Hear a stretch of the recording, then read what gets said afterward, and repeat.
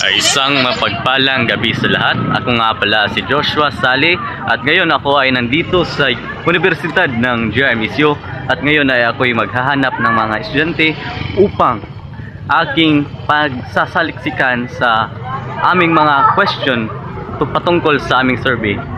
At I'll be right back, guys. Babalik lang po ako. Bye-bye. Hanap ng mga kabataan upang ating pagsaliksikan kung ano ang mga wikang ginagamit nila sa universidad dito o kadalasan ng wikang ginagamit. So, ngayon tayo maghanap.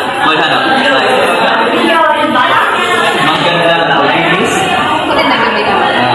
Guys, sana interview sa iyo kung okay lang.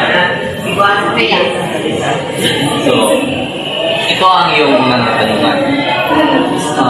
Ano nga pala ang pangalan mo? So, ang pangalan ko ay Julia Sutudin. Nag-aaral din ako sa Universidad.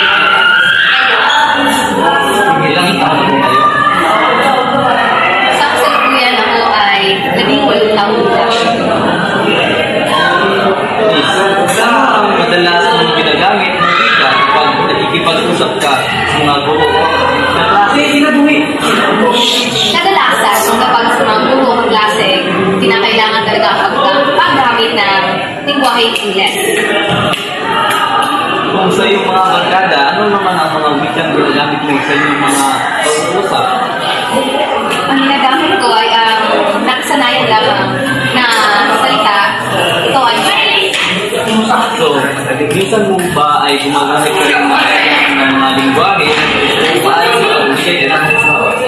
oo, marami naman. Katulad ng char, eme, ano pa ba sana? Amol. Bakit sa palagay mo, nagkakaiba-iba ang mga wikang ginagamit mo? Depende sa sitwasyon. Sa palagay ko, siguro nakakaiba-iba ang wika. Kapag depende ito sa kung sino ang gumamit, kung sino ang yung kausap o talakayan, kung sino, kung anong klaseng pagkakataon ang yung kinakaharap nito. Paggamit ng wika. At maraming salamat, Miss. At ang iyong mga tanong ay nakatulong sa aming survey. Sagot. Maaari mo ba ipagkalala ang sarili? Ako nga pala si Wayne Gubandala, mula sa bayan ng estudyante ng San Occidental, mag-aaral sa Pilipino. Ano ang madalas mong ginagamit na wika kapag nakikipag-usap ka sa guro at kaklase?